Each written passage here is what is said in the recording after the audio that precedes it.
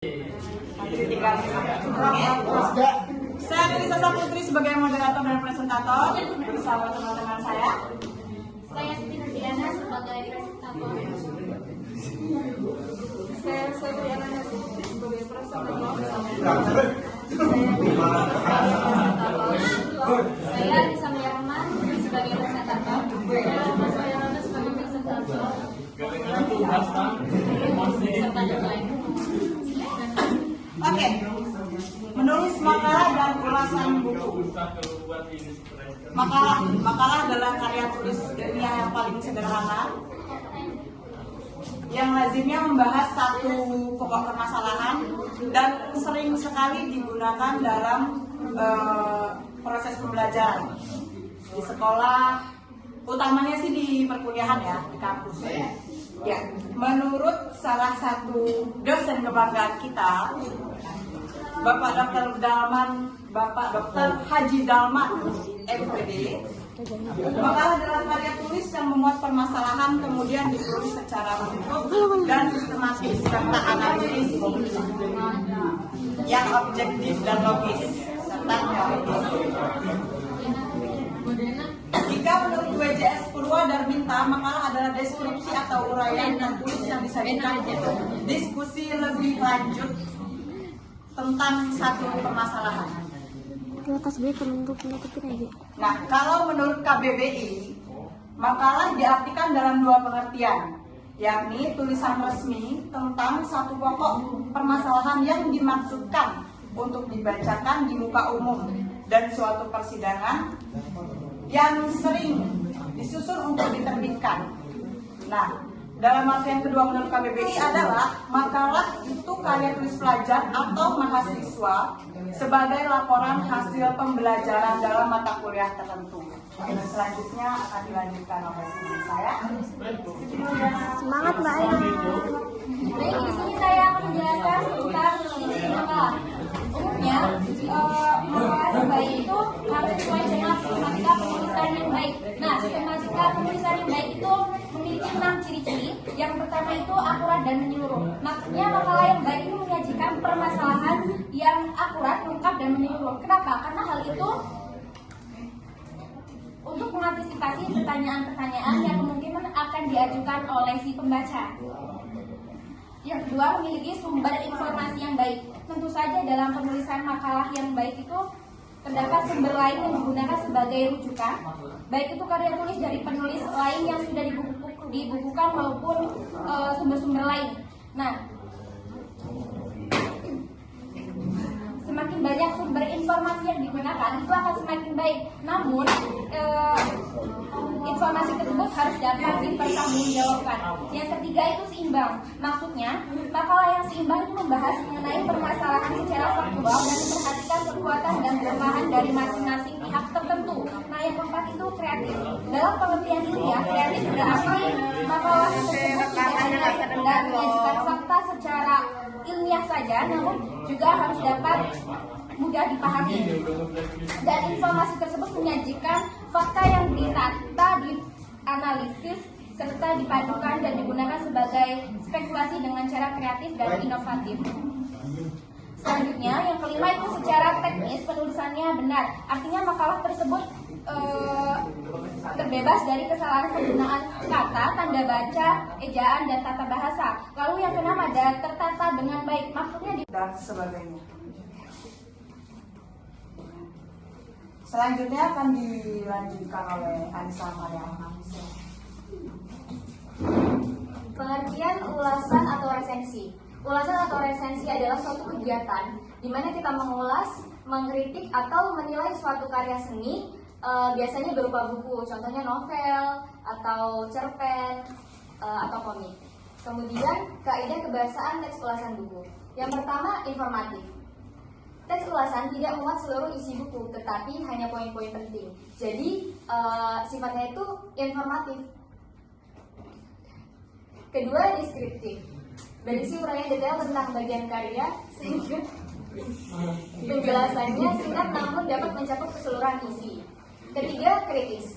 Berisi pendapat pada setiap bagian buku. Kemudian penggunaan opini dan kalimat persuasif. kalimat persuasif artinya bersifat mengajak. Jadi pemikirannya itu si pengulas ini berpikir kalau mengajak para pembaca atau penulis asli dari buku itu bisa berpikir kalau misalnya oh ternyata iya kekurangannya ada di sini, ternyata kelebihannya oh ada kelebihannya di sini. Jadi lebih bisa mengembangkan buku itu jadi lebih baik. Kemudian penggunaan konjungsi internal dan eksternal. Konjungsi internal itu contohnya ada di dalam kalimat. Contohnya dan atau. Kemudian konjungsi eksternal. Konjungsi eksternal itu contohnya menggabungkan suatu kalimat satu dengan kalimat kedua. Contohnya walaupun, adapun, karena, dan kemudian. Terima kasih. Dilanjutkan oleh saudari. Selanjutnya tentang struktur teks ulasan buku. Struktur teks merupakan bagian-bagian yang ada pada ulasan buku. Yang pertama ada judul ulasan. Judul ulasan ini maksudnya untuk mengingatkan pembaca akan isi ulasan. Jadi judul itu diharapkan agar menarik dan singkat, padat dan jelas. Yang kedua ada tinjauan. Tinjauan ini merupakan gambaran umum tentang ulasan yang akan diulas. Biasanya tinjauan ini gambaran umum tentang karya atau benda tersebut yang berupa nama, kegunaan dan sebagainya. Yang ketiga ada penilaian. Penilaian ini biasanya kita menilai apakah buku yang kita ulas itu baik atau buruk disertai dengan kelebihan dan kekurangannya. Yang keempat ada penafsiran. Penafsiran biasanya merupakan menyajikan interpretasi atau pandangan pengarang terhadap karya atau objek yang diapresiasi. Yang terakhir ada kesimpulan. Dan kesimpulan ini merupakan kesimpulan bagi pembaca tentang karya atau objek yang dievaluasi. Kajian tersebut biasanya berdasarkan hasil penilaian dan interpretasi sebelumnya. Kesimpulan juga dapat membuat rekomendasi kepada pembaca apakah karya tersebut baik atau buruk. Ya, jadi kesimpulan menurut kami yang kami pahami dari materi ini adalah makalah adalah sebuah karya tulis ilmiah yang paling sederhana, yang pembahasannya difokuskan pada satu kalimat tertentu dan seringkali ditugaskan oleh dosen kepada mahasiswa dan mahasiswinya, yang mana tujuan dibuatnya makalah untuk menghasilkan gagasan terhadap satu permasalahan. Dan resensi atau ulasan buku adalah kegiatan mengevaluasi keseluruhan cakupan dari suatu karya berupa buku, novel, cerpen, ataupun komik, serta mengkritik ataupun berkomentar tentang kelebihan dan kekurangan karya tersebut. Ya, selanjutnya, malu bertanya sesat di jalan, malu mengungkapkan perasaan ya siap-siap aja jadi ambil orang duluan. Ternyata karya ilmiah. Oke, tentunya saja kita lihat dari bentuk penyusunannya. Kalau misalkan kayak itu ada latar belakang, pembahasan, bab 1, bab 2, bab 3, dan sebagainya. Lalu dia menggunakan ragam bahasa baku dan bahasa Indonesia laras ilmiah, dan juga menggunakan tata bahasa yang baik dan benar menurut kaidah bahasa Indonesia. Itu tentu saja sebuah karya tulis yang bersifat ilmiah. Karena kalau karya tulis yang bersifat non ilmiah itu bahasanya komunikatif seperti bahasa kita sehari-hari, atau bahkan kayak bahasa gaul atau bahasa apapun itu masuk di sini. Contohnya seperti cerpen dan novel. Tapi kalau misalkan kayak kita menulis puisi, itu tentu saja kita memakai bahasa yang indah, tetapi tetap bahasa itu berada dalam kaidah bahasa Indonesia yang baik. Apakah cukup? Oke, selanjutnya dari Alfi. Baik, sebelumnya nama saya Siti Saleha Alfi Mulhama dari kelompok 5. Tadi kan pembahasan terkait makalah dan ulasan atau resensi buku ya. Yang ingin saya tanyakan apa saja syarat yang harus dipenuhi dalam penyusunan resensi buku?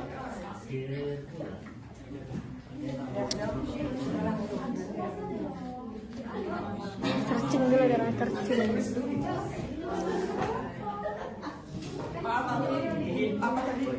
Apa saja syarat yang harus dipenuhi dalam penyusunan resensi buku? Apa saja syarat yang harus dipenuhi dalam melakukan resensi buku?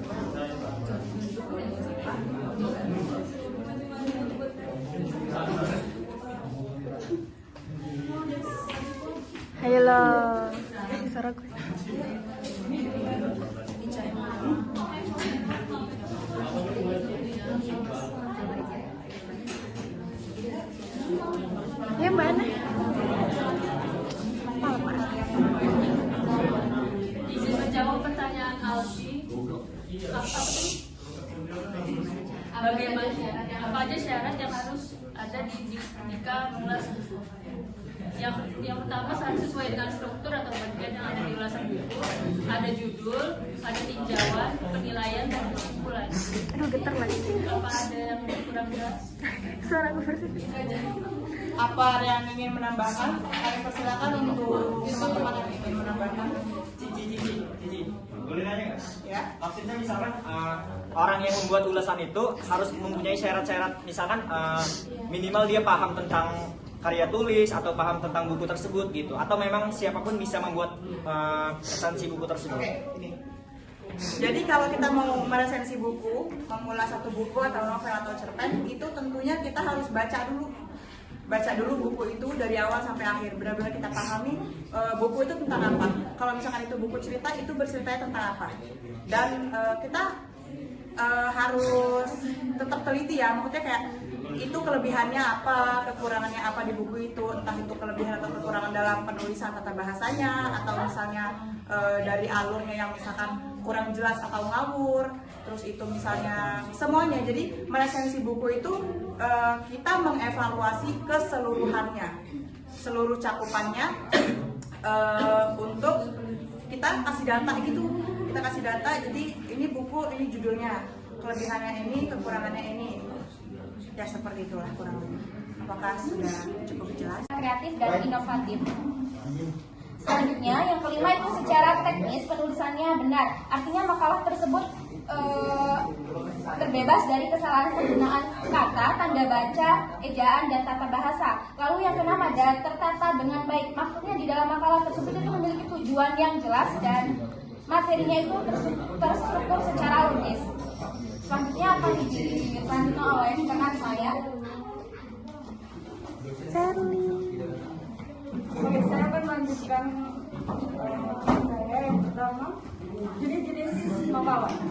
Jenis makalah itu ada 3. Yang pertama, makalah deduktif. Makalah deduktif itu didasarkan pada kajian prioritas yang relevan dengan permasalahan yang dibahas. Dalam makalah ini, yang hal yang bersifat umum menjadi bersifat khusus. Lalu yang kedua, makalah induktif. Makalah induktif itu hasil dari penelitian lapangan menggunakan data empiris. Dalam makalah ini menjelaskan hal yang bersifat khusus menjadi umum. Yang ketiga, makalah campuran. Makalah campuran ini proses penyusunan kajian prioritas digabung dengan data empiris yang menentukan dengan masalah yang dibahas dalam makalah ini menjelaskan hal-hal. Gak terlalu kedengeran, mana suara di belakang juga aneh banget.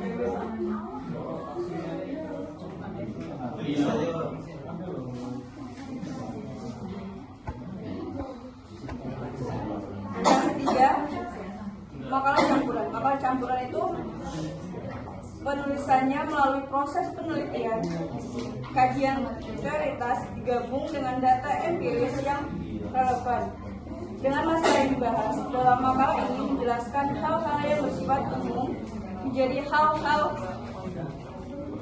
yang bersifat khusus. Dari dulu, tolong sih suaranya kalau misalkan mau ngomong kecil aja coba. Enggak, jangan ngobrol. Kalau misalkan emang Minimal kalau nggak, Enggak, Mak. Yang belakang terlalu berisik. Suara saya emang kecil. minimal kalau nggak memperhatikan, perhatiin PPT yang udah di share lah di grup. main game nggak usah pakai suara ya.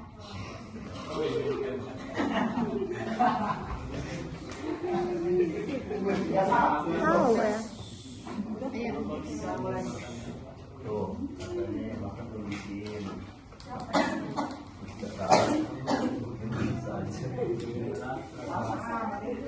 Baru dimakan macam.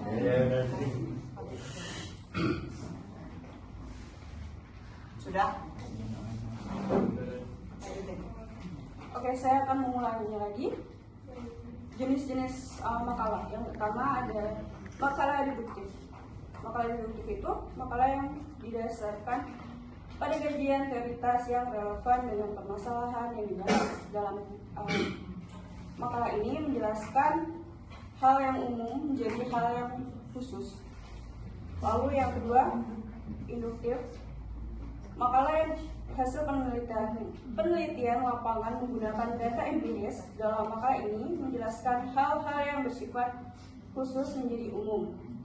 Yang ketiga, makalah campuran. Penulisan melalui proses penyusun, kajian, teoritas digabung dengan data empiris yang relevan dengan masalah yang dibahas dalam makalah ini menjelaskan hal-hal yang bersifat umum menjadi hal-hal yang bersifat khusus, kemudian disampaikan dan mahasiswinya, yang mana tujuan dibuatnya makalah untuk menghasilkan gagasan terhadap satu permasalahan. Dan resensi atau ulasan buku adalah kegiatan mengevaluasi keseluruhan cakupan dari suatu karya berupa buku, novel, cerpen, ataupun komik, serta mengkritik ataupun berkomentar tentang kelebihan dan kekurangan karya tersebut. Ya, selanjutnya,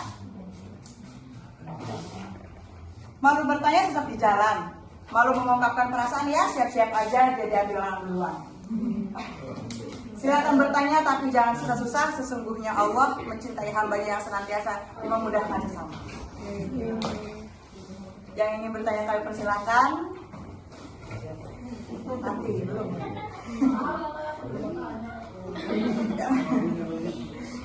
Yang ingin bertanya kami ya, 3 pertanyaan. Persilakan. Siapa saja yang dulu?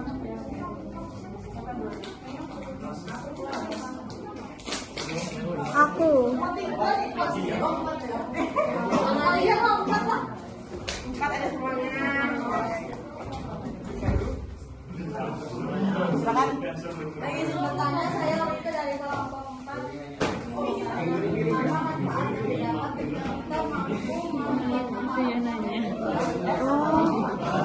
Aku nggak paham. Kameramennya parah nih. Ya. Perkenalkan, nama saya Wika Lestari. Izin bertanya, apa manfaat yang didapat ketika kita pandai menulis sebuah makalah dengan baik dan benar, dan apakah itu manfaat itu berguna untuk keseharian kita? Langsung saya jawab aja. Apa manfaat yang didapat ketika kita berhasil dan pandai menulis makalah? Oh, begitu. Kalau untuk murid atau mahasiswa-mahasiswi, tentunya kalau kita pandai atau cermat, cerdas membuat satu makalah, itu tentunya memudahkan kita nanti untuk menulis skripsi. Mana? Dan apakah berguna di kehidupan kita sehari-hari? Ya. Di masa depannya ketika kita berada di dunia kerja, jika kita bekerja di dalam satu perusahaan atau instansi ataupun di mana itu tepatnya yang memang membutuhkan makalah atau proposal dan segala macam, itu sangat berguna sekali. Jadi kita nggak bingung lagi. Terima kasih. Oke, selanjutnya Mariza Febrida. Berdiri dong. Cantik betul. Kelompok 5, nama saya Mariza ya. Saya ingin bertanya, bagaimana cara agar sebuah karya tulis dapat diklasifikasikan sebagai karya tulis ilmiah? Oke, langsung aku jawab ya. Bagaimana cara mengklasifikasi sebuah karya tulis karya ilmiah Karya tulis menjadi karya ilmiah? Nanti biar mereka nambahkan aja nanti. Karya tulis dapat diklasifikasikan menjadi karya ilmiah. Bagaimana mengklasifikasi sebuah karya tulis bahwa itu ternyata karya ilmiah? Oke, tentunya saja kita lihat dari bentuk penyusunannya. Kalau misalkan kayak itu ada latar belakang, pembahasan, bab 1, bab 2, bab 3 dan sebagainya,